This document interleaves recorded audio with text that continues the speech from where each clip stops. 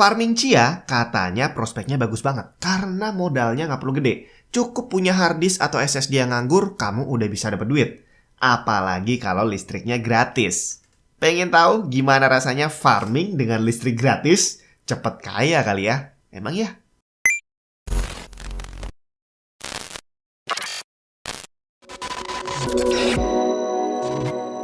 Halo semua, Jun di mana?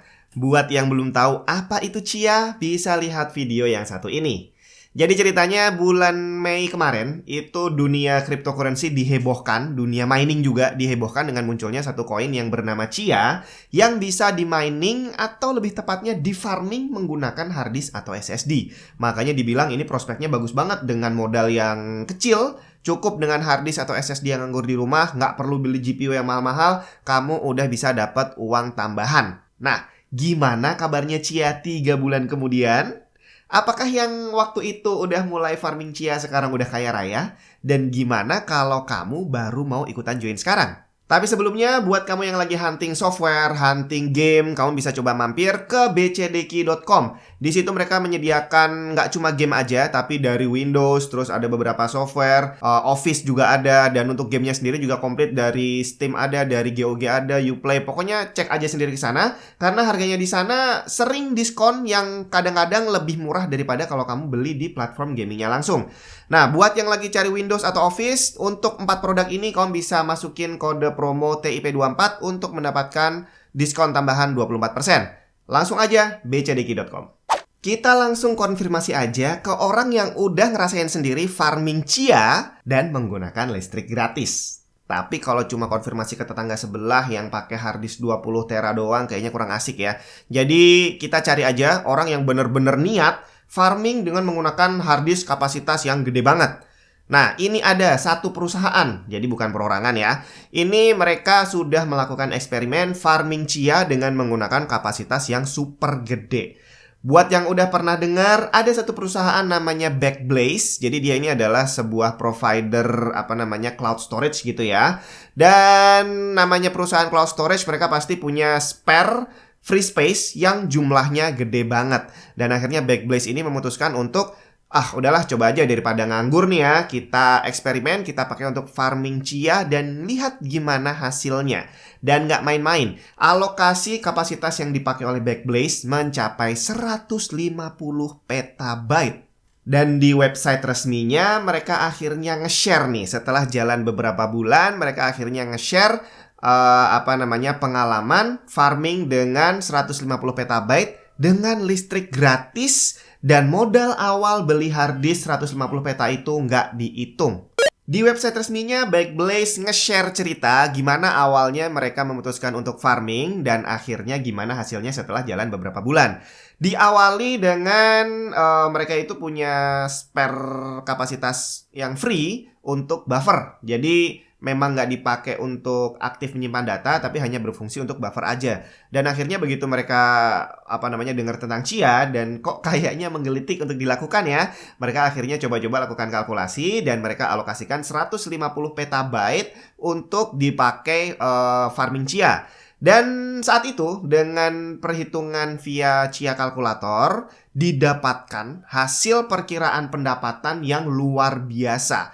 Jadi begitu masukin hitungannya 150 peta, ternyata kemungkinan pendapatan yang bisa didapat oleh Backblaze adalah $250.000 per minggu. Kalau dirupiahin itu sekitar 14 miliar sebulan. Gila nggak tuh? Dan untuk ukuran perusahaan manapun, penghasilan seperti itu nggak akan bisa ditolak. Dan akhirnya Backblaze pun memutuskan untuk nyoba nyemplung farming Chia. Dan gimana hasilnya? Ada banyak tantangan dalam melakukan farming Chia. Dan ini sudah muncul dari saat sebelum kamu mulai farming. Jadi dari awal kamu ngerakit PC-nya sendiri itu udah jadi tantangan tersendiri. Karena di saat kamu mikir bahwa kamu hanya butuh harddisk atau SSD yang kapasitasnya gede, ternyata salah besar. Jadi di dalam Chia itu ada satu aktivitas yang namanya adalah plotting. Dan plotting ini ternyata bukan hanya butuh storage drive yang kenceng, tapi juga butuh prosesor yang punya multi-core dan kenceng juga, sama kapasitas RAM yang gede. Karena proses plotting ini butuh resource yang lumayan besar. Bahkan kalau kamu melakukan plotting pakai hard disk, itu waktu yang dibutuhkan bisa panjang banget.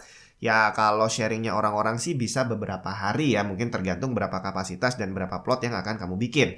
Akhirnya banyak yang melakukan plotting dengan menggunakan SSD untuk nantinya dimasukin ke hard disk. Jadi ceritanya kalau hard disk itu kan transfer rate-nya cuma sekitar 120 MB per second. Tapi kalau kamu pakai NVMe itu bisa mencapai 3500 MB per second. Jadi banyak orang yang beralih plotting menggunakan SSD. Nah, sedangkan plotting pakai SSD ini bisa membunuh SSD dengan sangat cepat.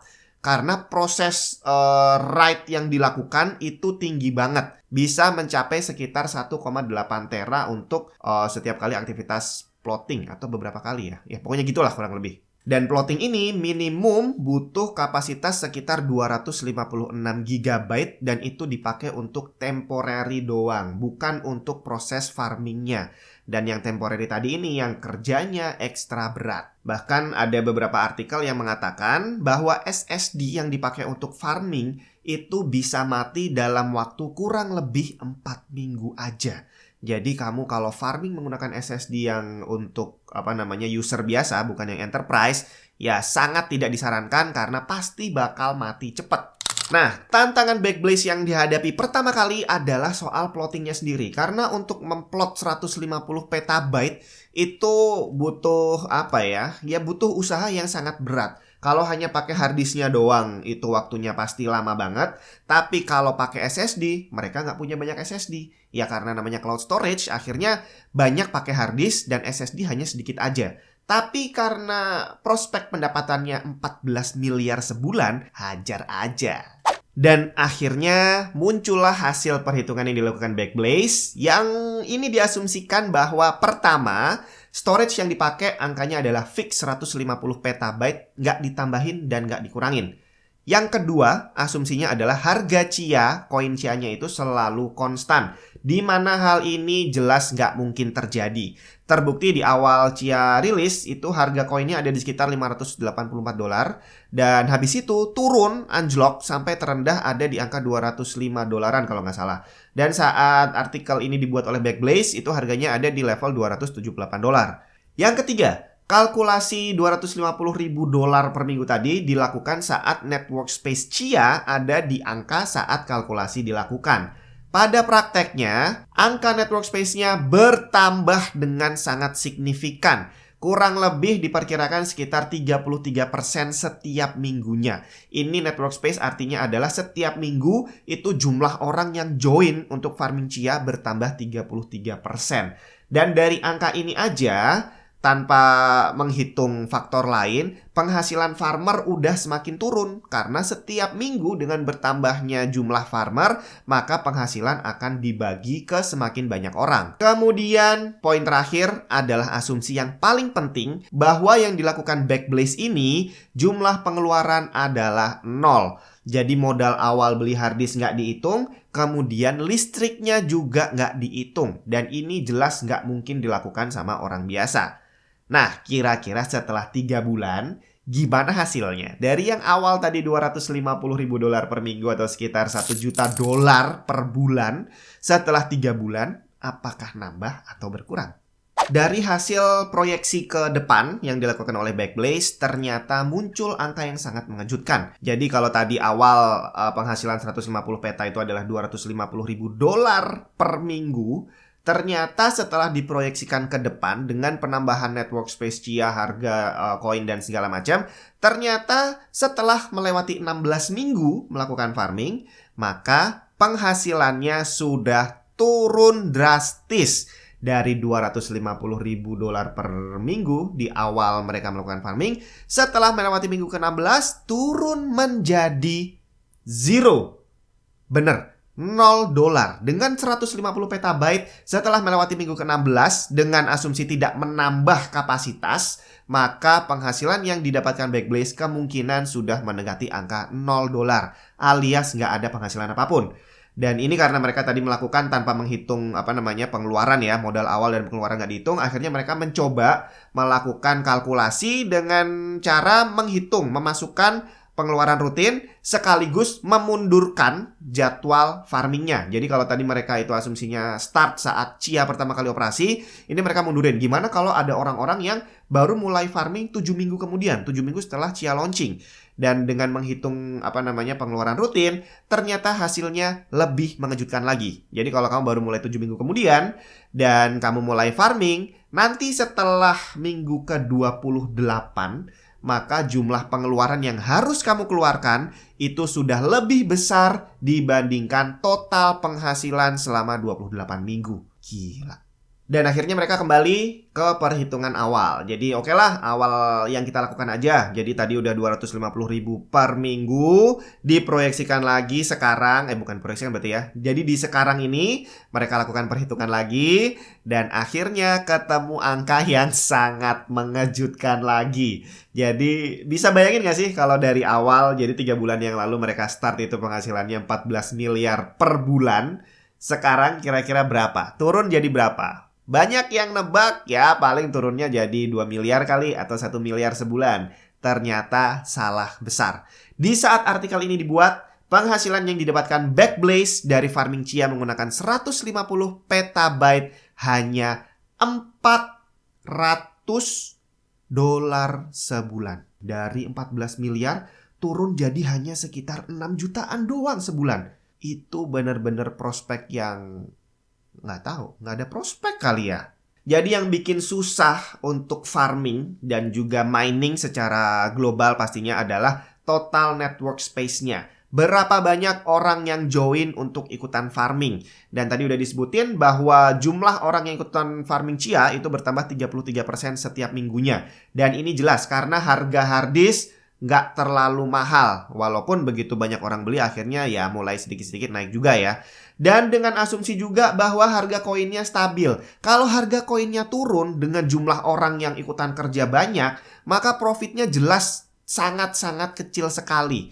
Dan yang bikin lebih berat lagi adalah kalau nih harga koinnya naik, harapan para farmer berarti kan penghasilannya juga ikut naik. Ternyata itu juga nggak bisa terjadi karena udah terbukti kemarin tentang mining kripto ya. Begitu harga koinnya naik luar biasa, maka jumlah orang yang ikutan mining, jumlah orang yang ikutan farming juga ikut naik nggak kira-kira. Jadi penghasilan yang diharapkan naik dari harga koin yang ikutan naik ternyata nggak bisa didapat. Akhirnya dengan semua hal yang terjadi ini, Backblaze memutuskan untuk berhenti melakukan farming Chia. Jadi alokasi 150 peta tadi dikembalikan menjadi buffer. Nah, ini sekarang nih, gimana efeknya kalau nanti farming Chia ternyata sudah nggak profitable lagi. Jadi kalau kemarin kita udah ngobrolin tentang GPU miner di Cina yang mulai gulung tikar, bukan gulung tikar sih, menghentikan operasinya dan menjual, mengobral GPU yang mereka pakai untuk mining. Itu kamu bisa tonton di video yang ini. Itu diharapkan bisa mendorong harga GPU menjadi turun. Dan kalau nanti farming Chia juga mengalami nasib yang sama, jadi tidak menutup kemungkinan bahwa akan ada banjir storage drive bekas di pasaran yang mungkin akan mendorong harga storage drive menjadi turun juga.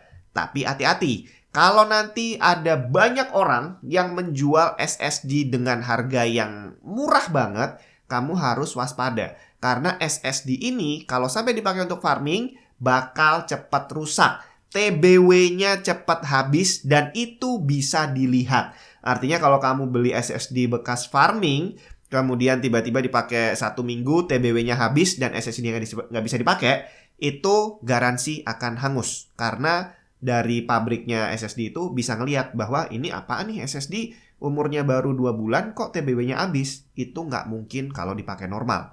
Dan itu udah banyak disebutkan oleh beberapa pabrikan SSD. Jadi beda dengan GPU ya. Kalau kamu pakai GPU bekas mining, kemudian rusak tapi garansi masih berlaku, kemungkinan masih bisa kamu klaim. Selama nggak ada kerusakan fisik, selama nggak ada bekas terbakar, selama BIOS-nya nggak diutak-atik, kemungkinan garansinya masih berlaku karena memang hampir nggak bisa kita ngebedain GPU bekas mining atau enggak. Beda sama SSD. Jadi sekarang, apakah perlu kamu ikutan farming Chia? Ya, kalau Backblaze bilang sih semua dikembalikan ke masing-masing orang. Apakah kamu pengen coba-coba bereksperimen atau kamu memang yakin bahwa nantinya Chia akan menjadi booming dan kalau saat itu terjadi kamu jadi kaya raya? Semua kembali ke kamu. Sampai ketemu di video yang lain.